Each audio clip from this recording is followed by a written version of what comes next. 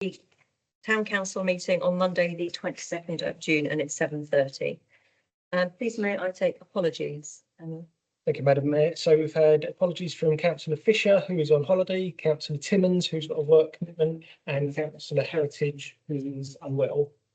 Thank you. And we know Councillor Scott's going to arrive. I think if we can just accept the apologies. Everyone happy to accept those? Thank you. Do we have any declarations of interest that anyone would like to share now? No, thank you. So do I declare a interest as a district councillor in Hartlepool East? For which specific item? The planning. Yes, absolutely. Not pecuniary. Anyone else? Thank you. Well, I'm a district councillor, and we're all meant to disclose an interest. Are you Hartlepool East? No. Should we just take note of it and then it's on the record, isn't it? Right. Thank you very much, Fiona. Okay, Mayor's report on any urgent items Nothing to bring forward, Chair. Thank you. Oh, yeah, and any public questions in accordance with the Standing Order 21? none received, Chair. Nothing at all. Any questions that have been previously submitted? No. So we go on to the minutes, and tonight we need to confirm the minutes of the council meeting held on the 26th of January 2026, which is in the pack, and the 11th of May 2026, which is also in the pack. Everyone happy with those? Yep. Thank you. And then we come on to the minutes of the committees and working parties. I'm going to just take those a committee at a time. So the first one is Community Services Committee, and we're asked to receive the minutes of the meeting held on the 11th of March and the 3rd of June. And specifically 6.4 Rothamsted Skate Park floodlights was highlighted to us with the release of £15,000. Is everyone happy with that? Thank you. And also 8.2, which is the new vehicle town ranger service that we resolved with the purchase of the new 4x4, 21,000. Is everyone happy with that as well? Yeah, thank you. Corporate Policy and Finance Committee.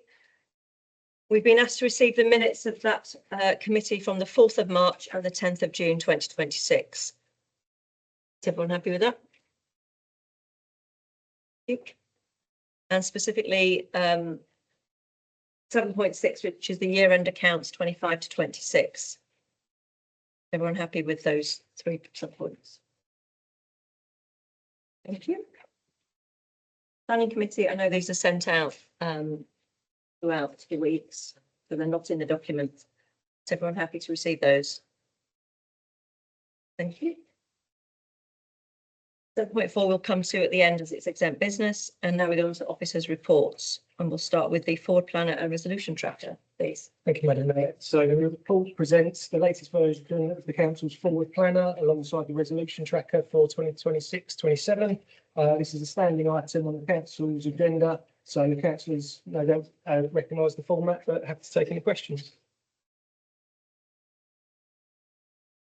Does anyone have any questions or points to raise?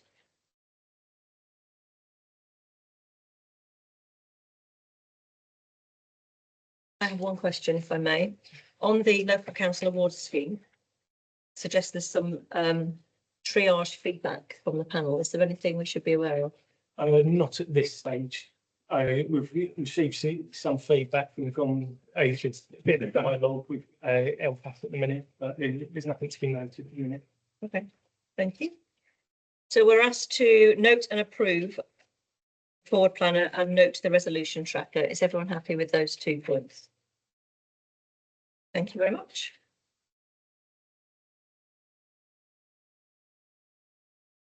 And now we go on to 8.2, which is the year-end accounts. Thank you, Madam Mayor. So this report presents the year-end financial outturn for 2025-26, together with the position on the council's reserve and a simplified statement of accounts. The figures set out the actual expenditure and income compared to the approved budget and explain how any variances have been managed, including the use of reserves where appropriate. The report also outlines the current level of general earmarked and capital reserves and proposes a number of reserves releases to support planned activity.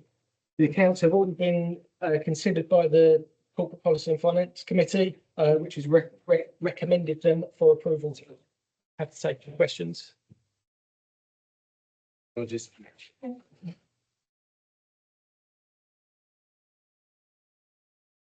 Does anyone have any questions or concerns with Daniel? We're on 8.2. Richard. So we are asked to do 5 things. We're asked to note the outrun for 25-26. Section 4, we're asked to approve the level of earmarked reserves in paragraph 5.8. We're asked to approve the release of the reserves in section 5, approve the statements of accounts for 25-26 year, and approve that the statement of accounts be signed by myself and the RFO. Is everyone happy with those 5 points? Yep, thank you.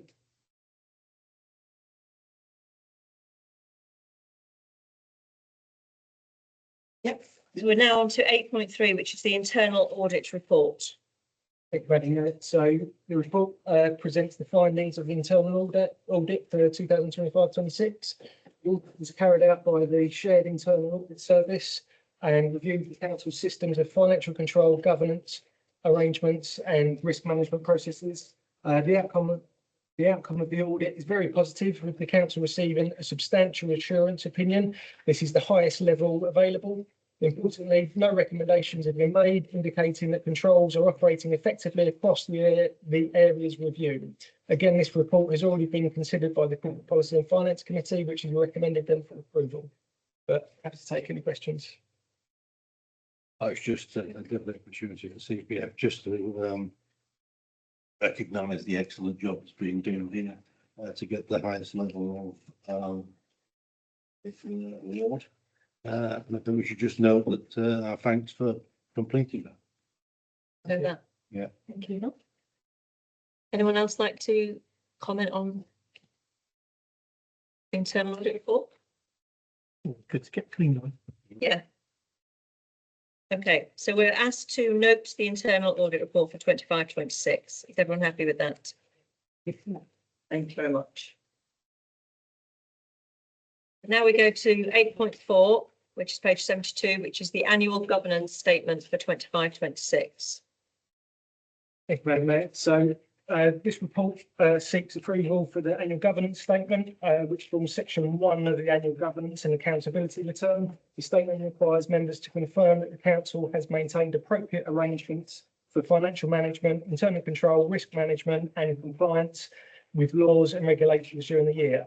It's a key governance document and must be approved before the accountant statements, which is the next item, can be approved. The report sets out the basis on which each assertion has been agreed, including reference to the council's policies, procedures and audit outcomes.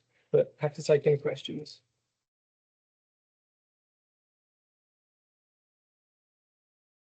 The only question that I had, which was more of an information one than anything else actually, is obviously we're getting closer towards the top of that. And if we change into a 2-tier authority, we'll almost certainly end up, I would have thought, above that level.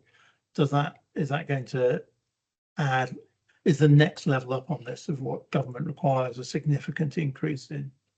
I don't think it's a significant change. There's Okay. a few more forms I have to fill in, slightly different Okay, so it's forms, not- and you don't have to go through a different. no, and so the more finances that go through us as an authority, the higher the audit fees will go up. Yeah, okay, so just, all Yeah. else. Okay.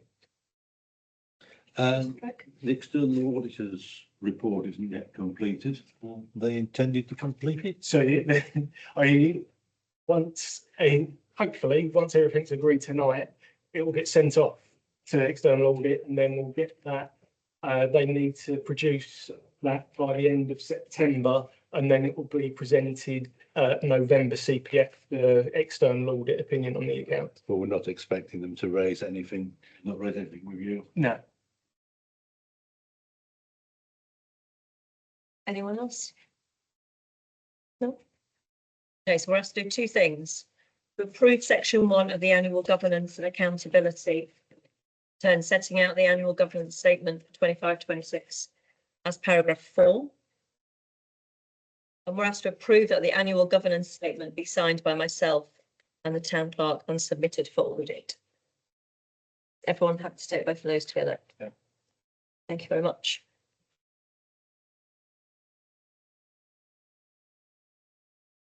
Eight point 5, which is on page 76, which is the annual governance and accountability return. Thank you, Madam Mayor. So this is the last financing one from me.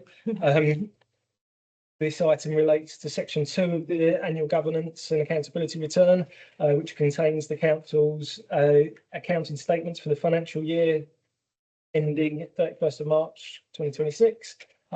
These statements summarise the council's income, expenditure, assets and reserves on an accruals basis and are consistent with the figures presented in the year-end accounts report.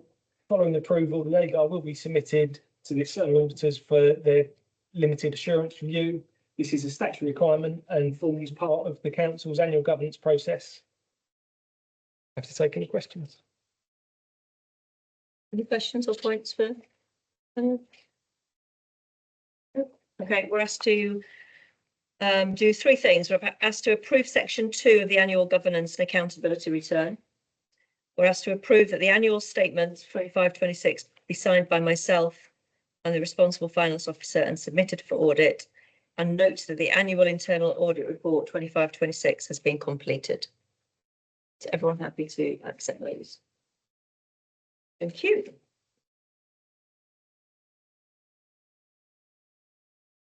So now we go to 8.6, which is the outline planning application, Land North East of Hartenden, Lower Luton Road, Bowen Lane. Okay, thank you, Madam Mayor. So the purpose of this report is to provide my officer's observations in relation to the application to help inform the council to agree a position on the applications and submission through to the local planning authority at St Albans. So obviously the report has been forwarded through to you and outlines some of the various comments and observations that I've made throughout the process of considering the application.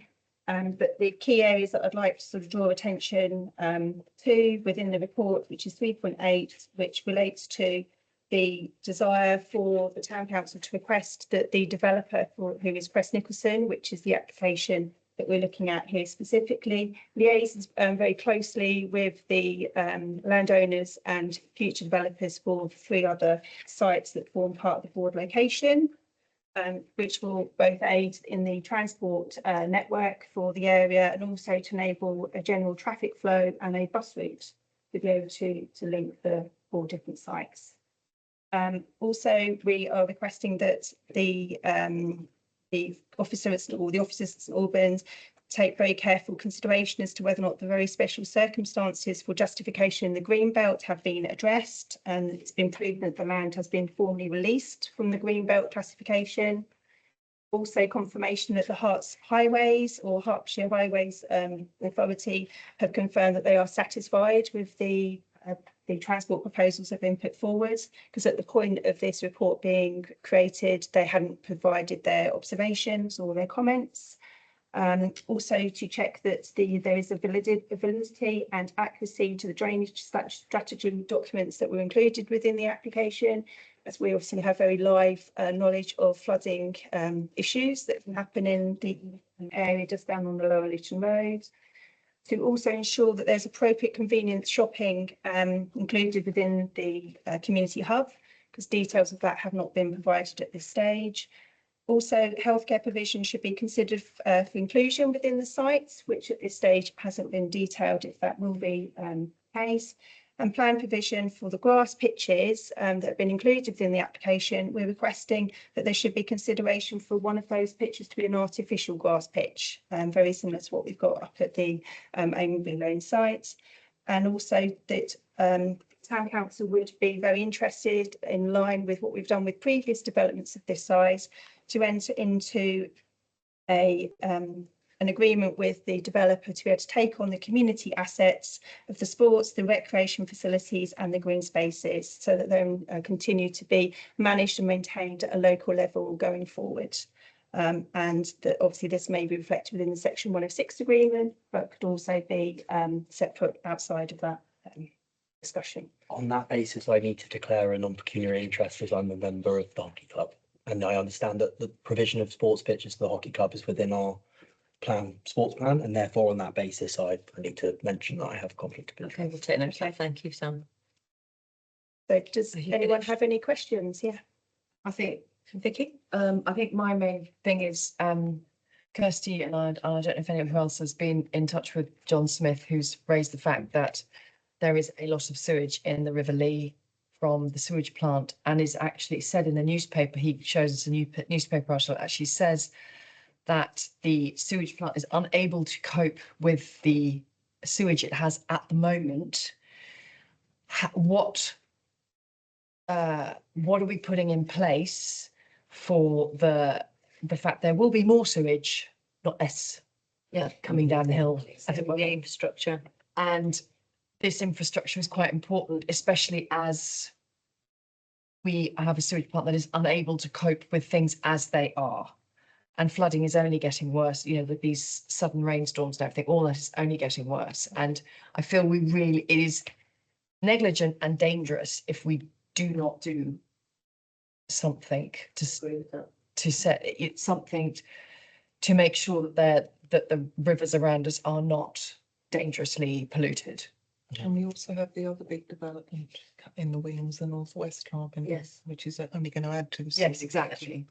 And that will be going down into Edwardian sewage system, because those houses are I can't believe anyone's dug up the road recently. So the question is, Thames Water have got that sewage system to be upgraded in this period. Oh, are So they? Until 2030. But the question, the valid question is probably within the plan that they've done that sewage upgrade works, which has already been let, Right. is my understanding. I did a little bit of looking. Whether that includes that level. I would have expected it would have. So by 2030, which is the end of the current regulatory period, the Harpenden sewage plant should have been upgraded. Are you saying it's going to be, the question is is it upgraded enough to cope with the additional demand rather than the current? So the idea is that, based on the plan, Yeah, they should have done the upgrade based on the plan On the where it's going to future, be for yeah. the But next. we need to make sure they. That's the question to ask. isn't it? And the other thing is, what is the timeline on this? I have no idea how long it takes to build the houses. So will the sewage plant be upgraded by the time we have these houses built? So it's paid for in the period up until 2030. Does that mean it will be finished? Yes. So they'll it's finish. imminent. Is that we the customers are paying for it over this period of time. Okay, So by 2030, that work should have substantially been finished. so it should be, but I mean, what I'm just, it says it's not able to cope now. Will it be able So, to do? so I think there's a question of saying, Yes. is that upgrade work, does it include this? It should do, but they should Have confirm you that. captured I that? can, yeah, I think so. So what I'll do is I'll amend the suggested wording in here to reflect. But for me, the slightly bigger question on the flooding is I remember sitting in the planning meeting we had, and it does struggle to believe that is not a higher risk of flooding. I think from a layman's point of view than what we were being led to believe, because it looks like very low lying right beside the river. I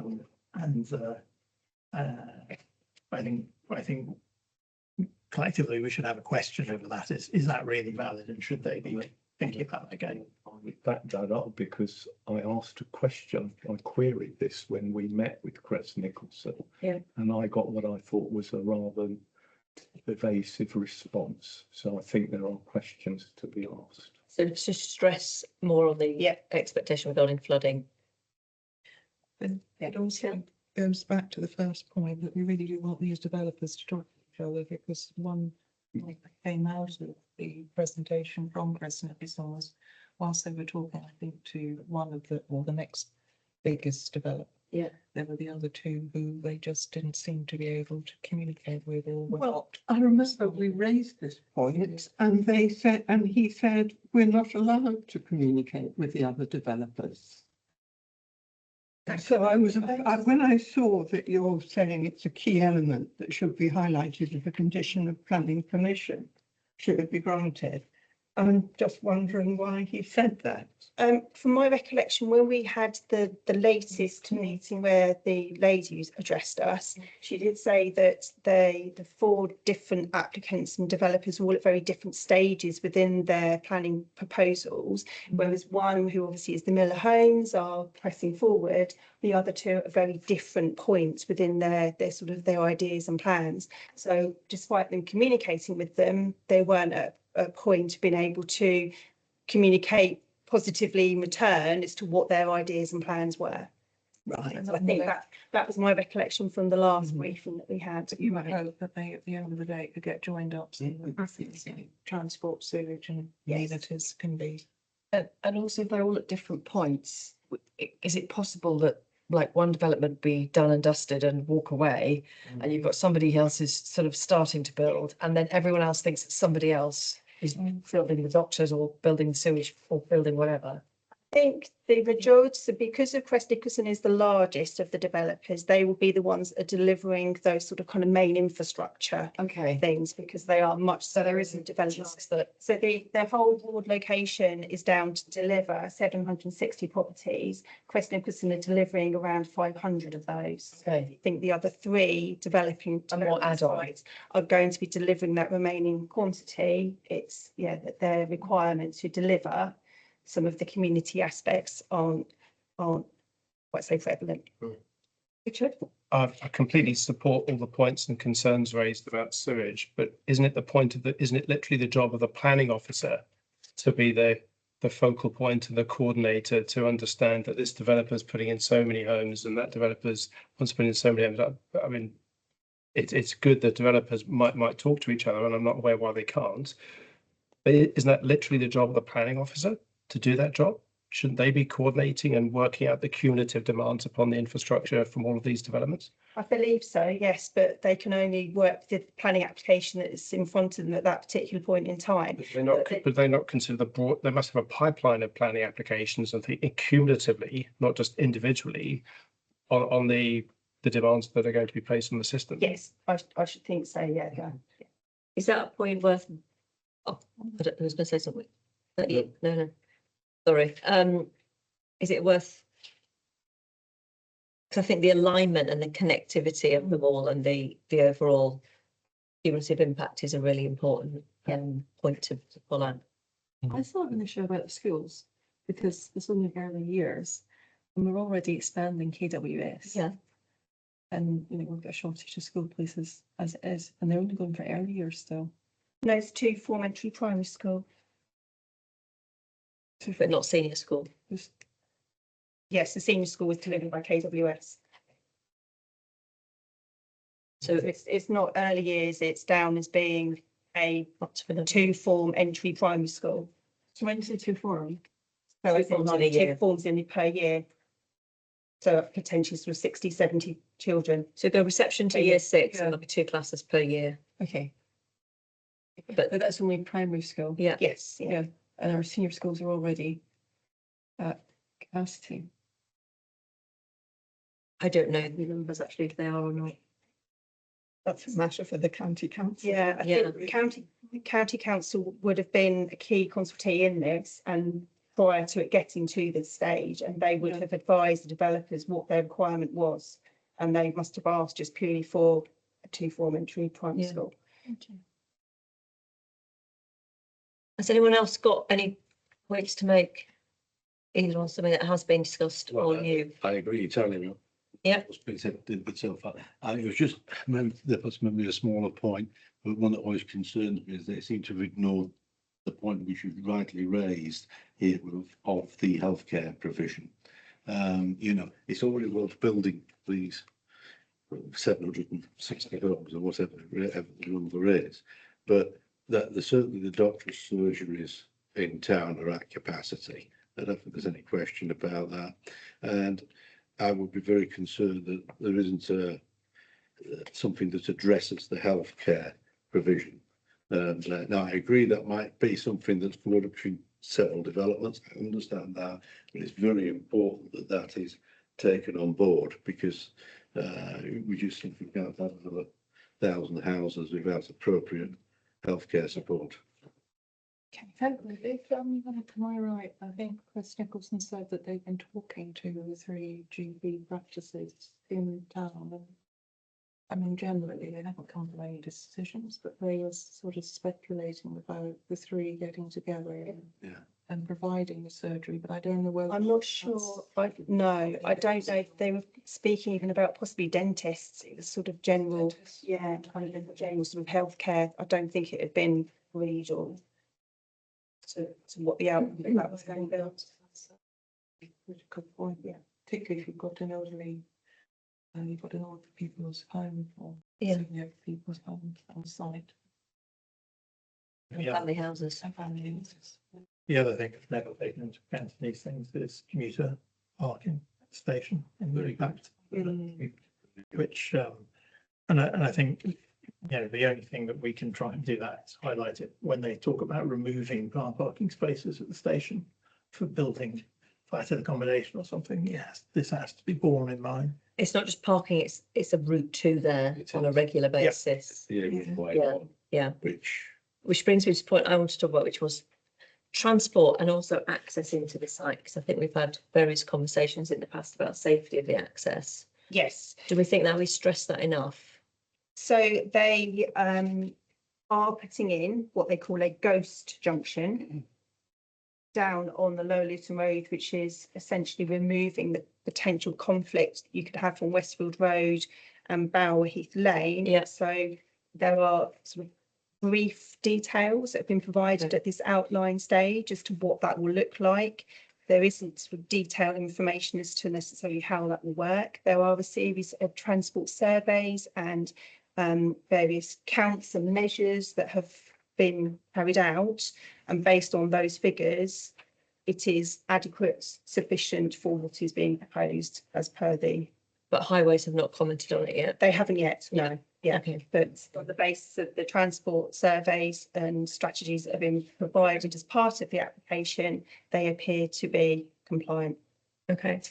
Sorry, I've got one more question.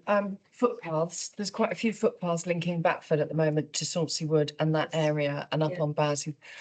I can't remember looking at, but I hope we still have the same amount of footpaths and maybe possibly more, which will help the flow of, because I think one of the things, Batford at the moment is quite angry about the fact they're feeling cut off from the countryside. And if they have footpaths going through the new build, I feel it will be a more cohesive development. And then there will be access out to the further footpaths out across down towards Kimpton and all that area. Yeah. I think, Okay, thank you. and I think it will help people because there's a few notices up about footpaths and things. So if we can show that we've still got them, We're listening. Yeah. hopefully help. Anyone else got anything to, just going to recap on the areas that we discussed: sewage, flooding, communication and the alignments of the developments to make sure the planning officer is connecting the dots. Talked about senior schools, stressing the healthcare provision, commuter access to the station, be that a bus or parking, and then retaining footpaths and building more. Yeah, I think that will just help the feeling of less people less cross about it. Anything you want to say, Heather? Summarise that, or are you going to just build that in? I'll build it in to the details of what's here, and then essentially this will then be sent off to the district council tomorrow, because there's an extension already to the deadline to respond. So, okay, yeah, so should build in those factors and using the relevant Putnam neighbourhood plan policies that relate to those particular aspects. Okay, everyone happy with that? Okay, thank you. You don't need us to vote or anything, do you? No, Right. Just to, yeah. So then we go to 8.7, page 95, which is the business plan update. Like, Back to you. This report provides an update on the progress against the council's business plan. It highlights key activities delivered to date, progress against three priorities, and any areas where work is ongoing or evolving. The update is intended to give members assurance that the council is delivering against strategic objectives and to identify any emerging issues or areas of focus. Members are also asked to note the significant amount of work that we've got coming up over the next year, which is set out in paragraph 3.5 on page 96. But happy to take any questions.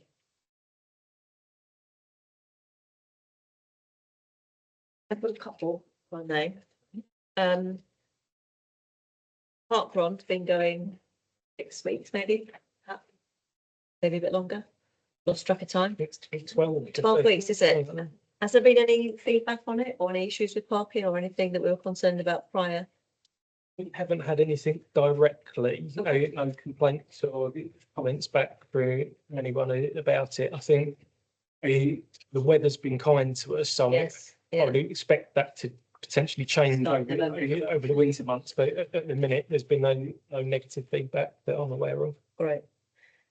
Oh, Well, sorry. I was just wondering, will there be any sort of assessment of any impacts, they may not have been raised because a lot of people can't be bothered to complain.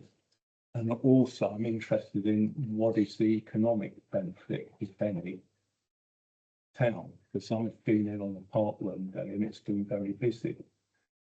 So I'm assuming there's some money There's a being, knock-on effect. but I'd like some concrete evidence as to what this is doing for the town or not doing. I think it's hard to quantify exactly how much more people are spending in the town than they were beforehand. I think the fact that you've got 400 or 500 extra people here on a Saturday morning, you'd like to think that generates more money for local businesses than they would have done ordinarily. It's a weird community event. Yeah. What they were talking about it, they were lovely then. My only comment was about the wristbands, thinking for children being available. Wristbands. Yeah. Did this come out of the community services committee? Yeah. Yeah. Is there anything else That's from that someone committee doing to? Yeah. The thing, yeah.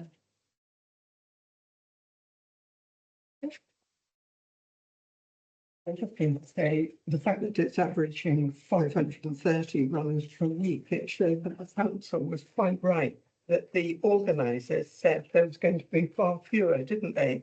And I think the original estimate was 100 to 200. Well, exactly. Yeah. And you insisted it went up, and you were quite right.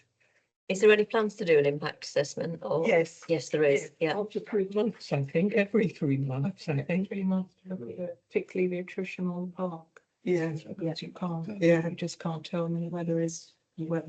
Yeah. yeah. But I mean, if it does get very rainy a lot, then.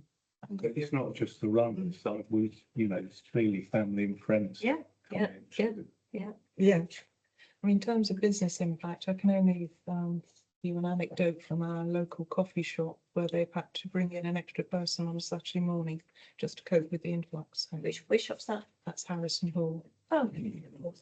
Yes. That's good. Okay. Has anyone got any other questions?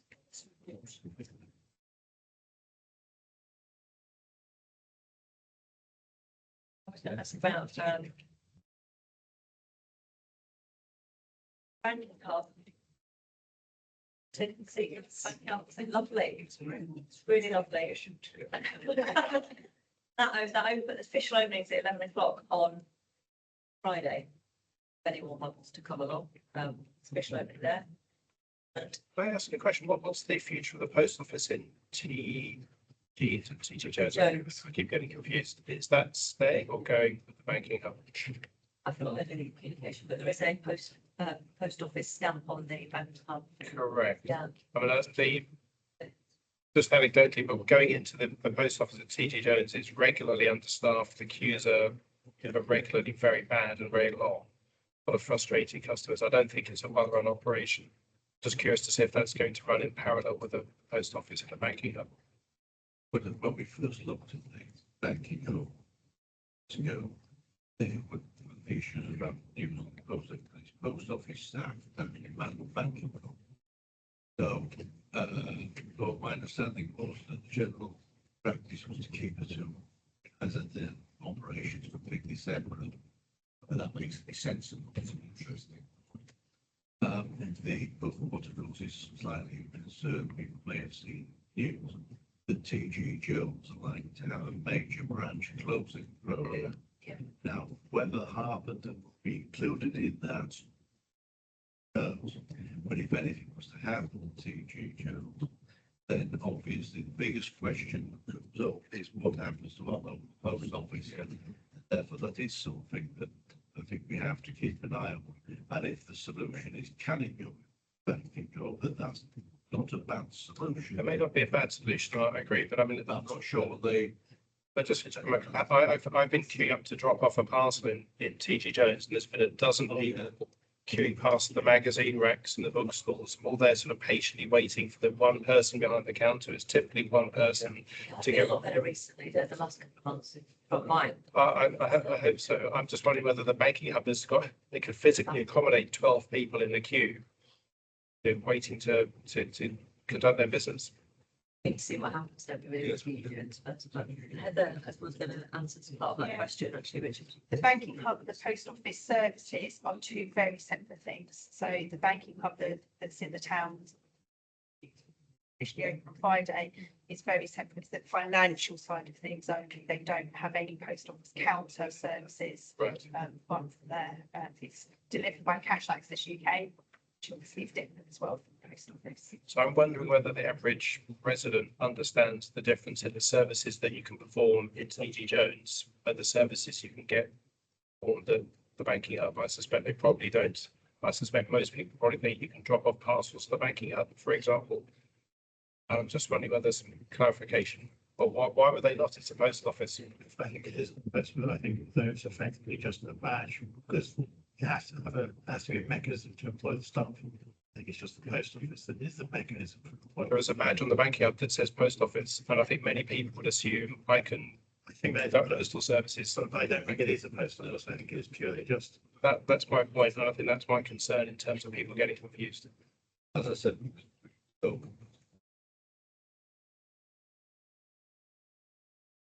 don't do that. It's just a mechanism. Find a way to take those. If they both have post office on the front, and one of them does take parcels, and the other one doesn't, for example, I think that's potential for confusion. So we might. We take the most questions to why it's not on there. I think Councillor Rose has answered that question. It's just above me. But I will clarify. Yeah.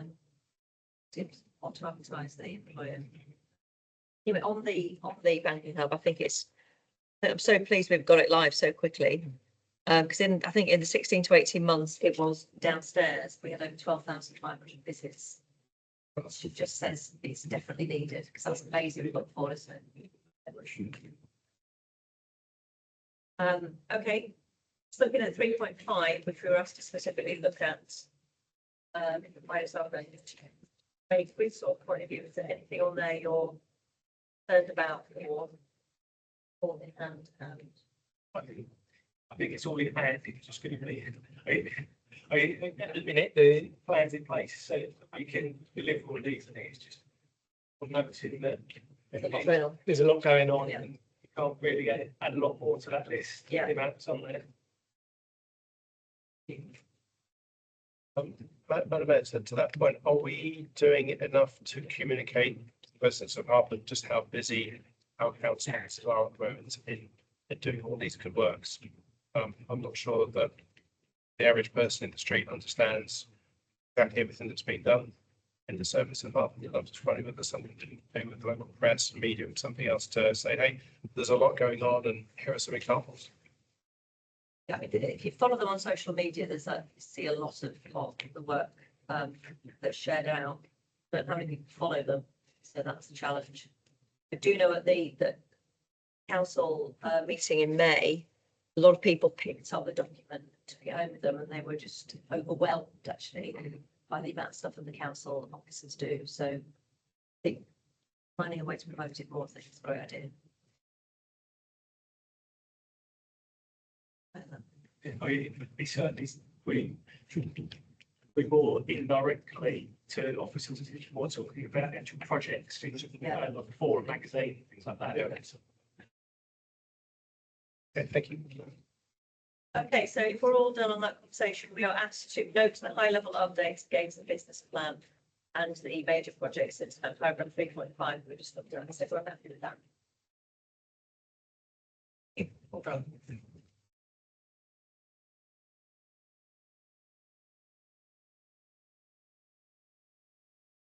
Yeah, so now we're going to move to exempt business to resolve that.